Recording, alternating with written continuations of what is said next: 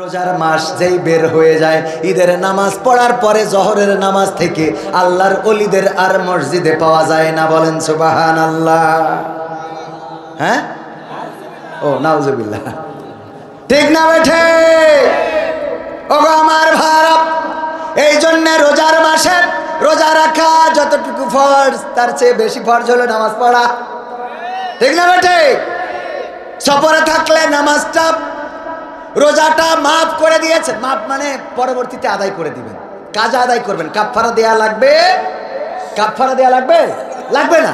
আপনাদের কি কষ্ট হচ্ছে? দু একজন উঠাউটি করছেন, দু একজন, আর বেশি উঠছে সব লম্বা জামা পরা টুপি পরা গুলো। আমি যেখানেই যাই, ওরা না, যেহেতু আজকের কমিটি গজল নিষিদ্ধ, এখানে কোনো গজল হবে না। আমার ভাইজান যে আলোচনা করতে বলেছেন আলোচনা করব।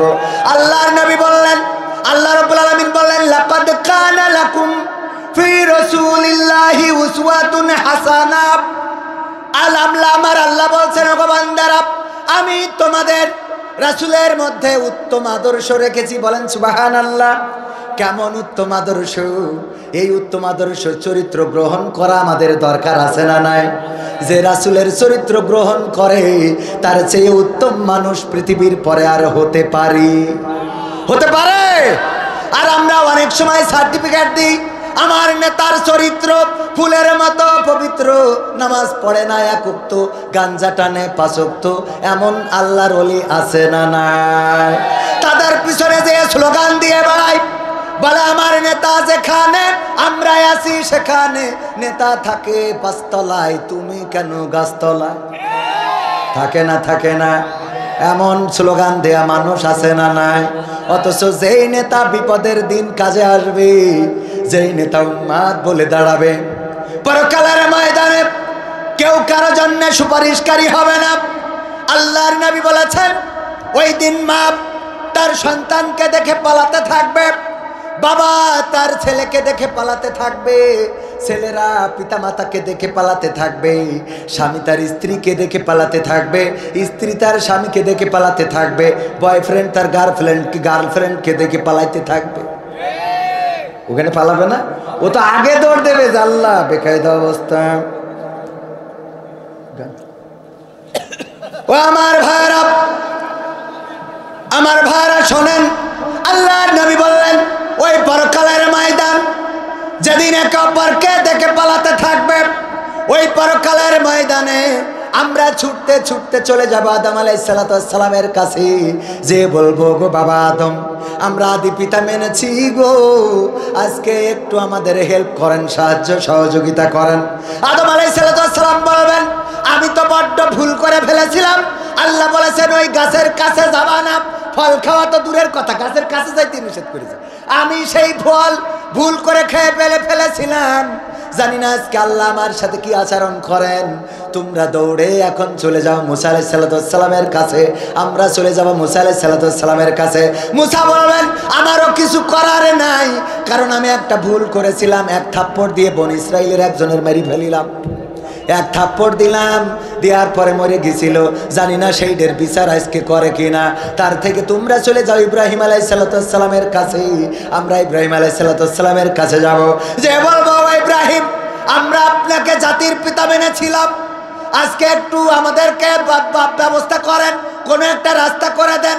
ইব্রাহিম আলাইহিস সালাম বলবেন, আমার কিছু করার নাই, কারণ আমি একটা মিথ্যা বলেছিলাম আমার জীবনে অনিচ্ছাকৃত, তারপরে আমি ওইভাবে আসলে মিথ্যা বলি নাই।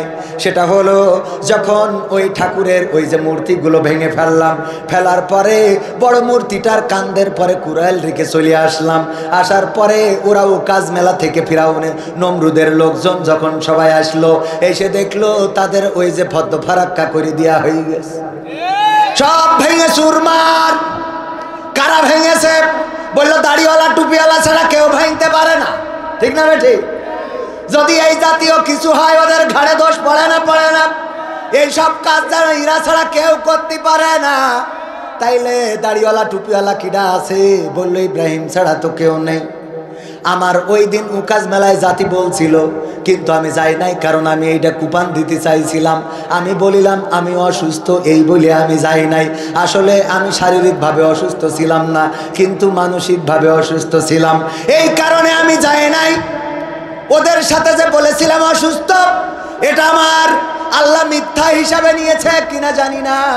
আজকে না জানি কি হয়। আসলে আল্লাহর নবী কি মিথ্যা বলেছিলেন নাকি? যখন সবাই মূর্তির সামনে সিজদা করে, এটা দেখার পরে কোন নবী কি সুস্থ থাকতে পারে নাকি? মূর্তি বেচার জন্যে তার পিতা আজর দিয়েছে যে মূর্তি নিয়ে যা বাজারে, কিছু বেচে পয়সা নিয়ে আয়। এখনো বিক্রি হয় না? হয় না?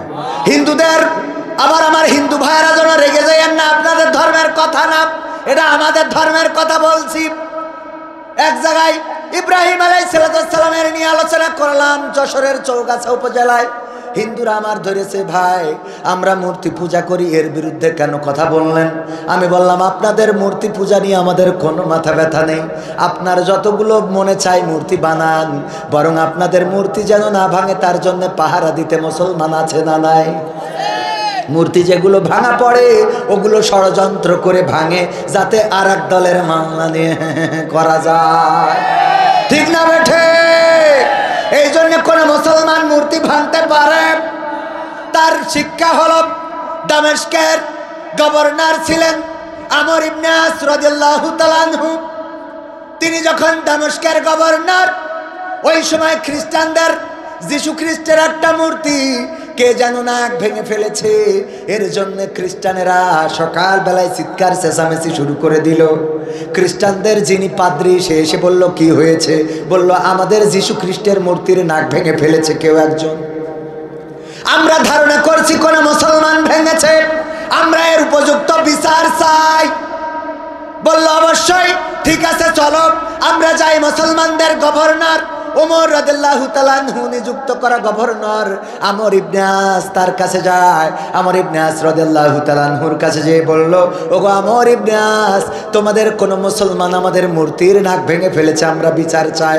আমর ইবনে আস রাদিয়াল্লাহু তাআলা আনহু বললেন, আমাকে একটু সময় দাও, আমাকে মাত্র 2 দিন 3 দিন সময় দাও, আমি তোমাদের এর মধ্যে নাকটা উদ্ধার করে দেব। তারা সময় দিল, কিন্তু সময় পার হয়ে গেল, নাকটা উদ্ধার হলো না। তারপরে আবার খ্রিস্টানেরা জড়ো হয়ে আমর ইবনে আসের কাছে পৌঁছালো। পৌঁছিয়ে বলল, গো আমর ইবনে আস, আপনি তো খ্রিস্টান, আপনি তো আমাদের মূর্তির নাকটা উদ্ধার করতে পারেন না, এখন কি বিচার করবেন? আমর ইবনে আস বললেন, দেখো তোমরা যদি চাও তোমাদের ওই নাকটা আবার মেরামত করে নিতে পারো, এর জন্য যত টাকা লাগে আমি রাষ্ট্রীয় কোষাগার থেকে দিয়ে দেব। বলল না, এটা আমাদের অত্যন্ত সম্মানিত মূর্তি, আমরা রিপেয়ার করে নেব না, রিফাইন করে নেব না। তাইলে কি করা যায়? তোমরা এক কাজ করো, নতুন করে আর একটা মূর্তি বানিয়ে নাও। বললো না, তাও মানবো না, নতুন মূর্তি বানিয়ে নেব না, এই মূর্তিটা আমাদের কাছে সম্মানের মূর্তি। আমর ইবনে আস রাদিয়াল্লাহু তাআলা আনহু বললেন, আমি তো আমার 2টা প্রস্তাব ছিল, আমি দিয়েছি, এবার তোমাদের প্রস্তাবটা তোমরা করতে পারো। খ্রিস্টানেরা বলল, ওগো আমর ইবনে আস, আমাদের প্রতিশোধ হলো, আমাদের বিচার হলো, আমরা আপনাদের নবী মুহাম্মাদের এমন একটা মূর্তি বানাবো, আর বানানোর পরে তার নাকটা ভেঙে দেব, যেভাবে আমাদের ঈসা যিশু খ্রিস্টের নাকটা ভেঙে দেয়া হয়েছে, এইভাবে নাকটা ভেঙে আমরা প্রতিশোধ নেব, এটাই হবে আমাদের বিচার। নাউজুবিল্লাহ বলবেন। আমর ইবনে আস রাদিয়াল্লাহু তাআলা আনহু রেগে গেলেন, রক্তের মতো লাল বর্ণ ধারণ করলেন, কিন্তু উনি রাগটা প্রকাশ করলেন না। এ কারণ উনি জানেন যে আমি যে চেয়ারে আছি, এই চেয়ারে থেকে এমন রাগ দেখানো চলে, এমন রাগ